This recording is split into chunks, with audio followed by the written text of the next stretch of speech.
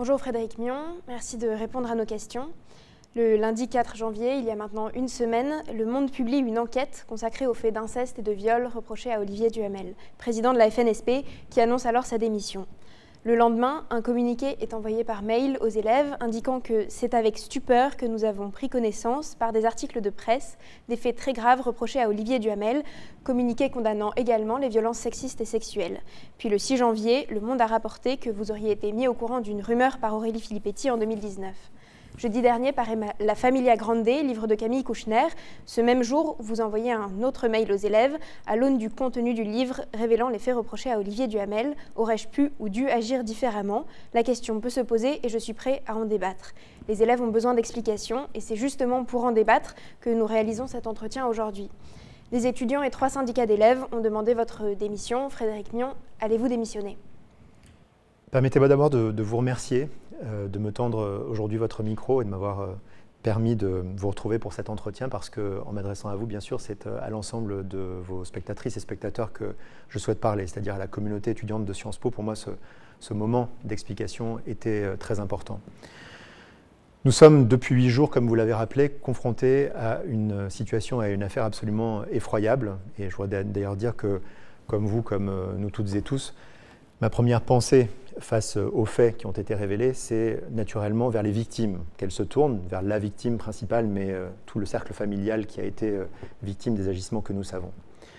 Et je trouve tout à fait naturel que dans une situation aussi inouïe, aussi terrible, des demandes diverses puissent s'exprimer. Et bien sûr, ces demandes de démission que vous avez rappelées, de la part de certains syndicats étudiants, de la part d'étudiants qui, à titre individuel, m'ont écrit pour me faire part de leurs sentiments, même si d'autres m'ont aussi écrit pour me faire part de leur soutien. Ces demandes, donc, je trouve qu'elles sont audibles, qu'elles méritent d'être entendues. Mais je crois qu'en responsabilité, je me dois de vous dire que la question aujourd'hui n'est pas la question de la démission. Parce que démissionner signifierait que, à titre personnel, j'admets être d'une quelconque manière complice des agissements terribles que nous connaissons désormais. Et qu'à titre institutionnel, d'une certaine façon, Sciences Po aurait part à la responsabilité de ces actes. Et ça, je crois que c'est absolument impossible. Vous avez dit dans Le Monde, j'ai été inconséquent et j'ai manqué de discernement. Je suis prêt à l'entendre et à en subir les conséquences. Concrètement, qu'est-ce que cela veut dire et comment comptez-vous traduire en actes ces déclarations? La première de ces conséquences, c'est tout simplement de rendre compte de ce qu'a pu être mon attitude il y a 2 ans, aujourd'hui. Et c'est ce travail d'explication, c'est ce travail d'explicitation ou d'élucidation auquel je m'emploie sans relâche depuis jeudi dernier. J'ai pu rencontrer les responsables des grands syndicats étudiants dès jeudi. J'ai rencontré dans la foulée notre conseil scientifique qui rassemble tous les représentants de la communauté académique de Sciences Po. J'ai rencontré le lendemain le comité social et économique de Sciences Po qui regroupe les représentants des personnels de notre maison. J'ai rencontré ensuite le conseil de l'Institut, puis le conseil de la vie étudiante et de la formation, parce qu'il est indispensable d'expliquer concrètement ce qui s'est passé, comment les choses se sont passées de mon point de vue. C'est un travail qui est nécessaire pour reposer les fondations sur lesquelles pourra demain être réédifiée la confiance. Est-ce que vous comprenez ces messages d'étudiantes et étudiants qui disent que la confiance est rompue, notamment parce que vous n'avez pas admis dans un premier temps avoir été mis au courant? Ce que je comprends très bien, ce que j'entends, c'est la colère, c'est l'indignation devant les faits révélés, bien sûr, devant l'idée que Sciences Po, d'une certaine manière, aurait pu être au courant. Et ce que je voudrais que vous puissiez entendre, c'est que cette colère et cette indignation, j'y ai ma part aussi. C'est-à-dire que pour moi aussi, cette situation qui met en cause notre maison, qui me met en cause personnellement, est une situation absolument odieuse. Mais mon travail de responsable de cette maison, de directeur de Sciences Po, c'est de faire en sorte de transformer cette colère en une énergie positive qui nous permette d'avancer et de tirer les leçons de ce que nous sommes en train de vivre. Et est-ce que vous comprenez les étudiantes et les étudiants qui disent qu'il est maintenant impossible de se sentir en sécurité à Sciences Po, notamment en termes de poursuite en cas de violence sexuelle? Ça, excusez-moi, ça vraiment non, je ne peux pas l'entendre et ça, je ne peux pas le comprendre. Je peux très bien admettre, et d'ailleurs je suis le premier à l'avoir en quelque sorte encouragé, qu'on puisse débattre de mon attitude, de la manière dont j'ai cru pouvoir gérer les choses il y a 2 ans, dont je les ai gérées la semaine passée, dans la solitude qui était la mienne face à cette rumeur il y a 2 ans, face à cette situation tout à fait terrible et en tout cas totalement nouvelle aujourd'hui. Mais ce que je ne peux pas entendre, c'est que tout cela remettrait en cause le travail extrêmement déterminé, extrêmement résolu que nous accomplissons, au moins depuis que je suis dans cette maison, mais le travail avait commencé avant, mais un travail auquel j'ai donné une impulsion particulièrement forte pour lutter résolument contre toutes les formes de violence sexistes ou sexuelles et contre toutes les formes d'atteinte à l'intégrité de la personne.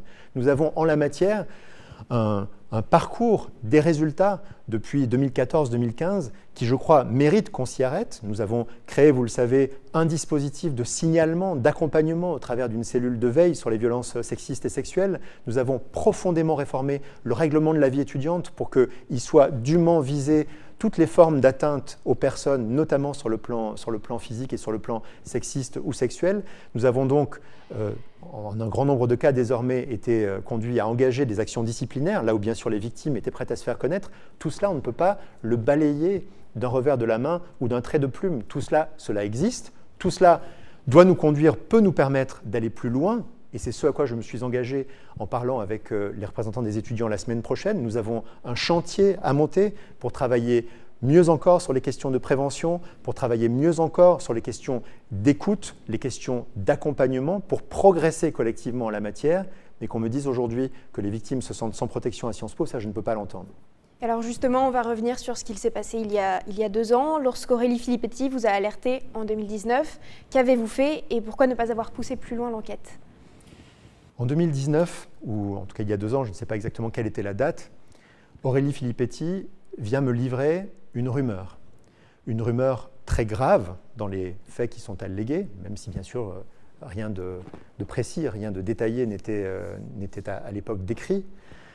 Cette rumeur me laisse, je dois l'avouer, assez démuni face à des affirmations aussi grosses, aussi étonnante, aussi choquante. J'ai considéré que mon rôle devait être d'essayer de tirer le maximum de clarté de cette rumeur auprès de personnes qui étaient susceptibles d'en savoir plus que moi. Et donc, j'ai en premier lieu pris contact avec un proche d'Olivier Duhamel, quelqu'un dont j'estimais en conscience que sa proximité était telle qu'il ne pouvait pas avoir ignoré ces faits si ces faits avaient une quelconque réalité. Je suis ainsi allé voir Maître Jean Veil, donc avocat, qui connaît de longue date la famille Duhamel, qui m'a reçu, qui a confirmé qu'une rumeur circulait sur ces sujets et qui, dans les termes les plus nets, les plus clairs, m'a dit que cette rumeur était absolument sans fondement. Et il a ajouté, je le cite, qu'il ne voyait pas comment on pouvait imaginer que quelque chose se serait passé et que la propre femme d'Olivier Duhamel serait restée si proche de lui et continuerait de lui apporter un soutien total. J'avoue que cette affirmation, très brutale, m'a conduit à penser que la rumeur, en tout cas telle qu'elle m'avait été rapportée, n'avait pas de fondement. J'ai toutefois procédé à un second type de vérification à l'intérieur de Sciences Po pour m'assurer qu'à aucun moment, nous n'avions eu connaissance de faits dans lesquels Olivier Duhamel se serait rendu coupable d'agissements de nature sexiste ou d'atteinte sexuelle vis-à-vis de personnes dans notre maison. Il a cessé d'enseigner à Sciences Po en 2010, il a eu ensuite un rôle non exécutif, et en effet, nous n'avons trouvé aucune trace de signalement de tels agissements dans le parcours qui a été le sien au sein de Sciences Po. J'ai considéré, en bonne foi, ayant fait cela, que j'étais en présence d'une rumeur qui n'avait aucun fondement, et je dois dire que j'ai considéré que l'affaire était close. Et de fait, dans les 2 années qui ont suivi, plus personne ne m'en a parlé. Lors de la leçon inaugurale de septembre 2020, donnée aux premières années par Olivier Duhamel, vous l'avez présenté comme un maître et un ami, sachant que vous aviez déjà été alerté par Aurélie Filippetti l'année précédente.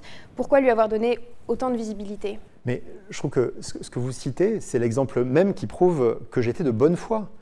Si j'avais eu le moindre soupçon sur Olivier Duhamel, si la rumeur de 2 ans avant était restée d'une manière ou d'une autre présente à mon esprit comme une sorte de virtualité de quelque chose de très grave qu'il aurait commis, est-ce que vous imaginez que j'aurais en conscience décidé que nous allions lui demander de professer la leçon de rentrée pour l'ensemble du collège universitaire et que j'aurais pu m'adresser à lui en ces termes? La réponse est évidemment non. Je veux dire, c'est précisément ce qui démontre que je n'avais plus aucune raison de le suspecter à cette date-là.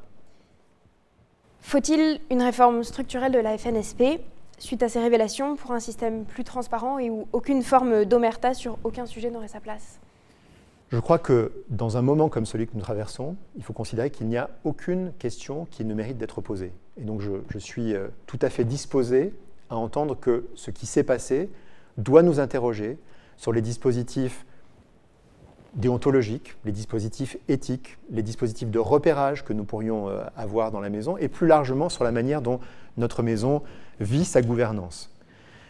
Et donc, c'est du reste ce que j'ai pu dire déjà aux membres de notre conseil d'administration, à toutes les parties prenantes à la vie de la maison qui se posent la question, ce débat mérite d'avoir lieu. J'ai déjà, pour ma part, pu démontrer le fait que je n'étais pas inquiet à l'idée de mettre en chantier des grandes réformes de la gouvernance. Ça a été un chantier très important de mon premier mandat que de réformer en profondeur les statuts de Sciences Po. Cette réforme a abouti en 2016 et elle a permis notamment une beaucoup plus large représentation de l'ensemble de nos communautés, en particulier au conseil d'administration de la FNSP, avec une place beaucoup plus grande des professeurs et enseignants-chercheurs de Sciences Po, avec une place beaucoup plus claire de nos personnels et également de nos étudiants, et donc une possibilité pour toutes et tous de se faire entendre, beaucoup plus que ce n'était le cas par le passé.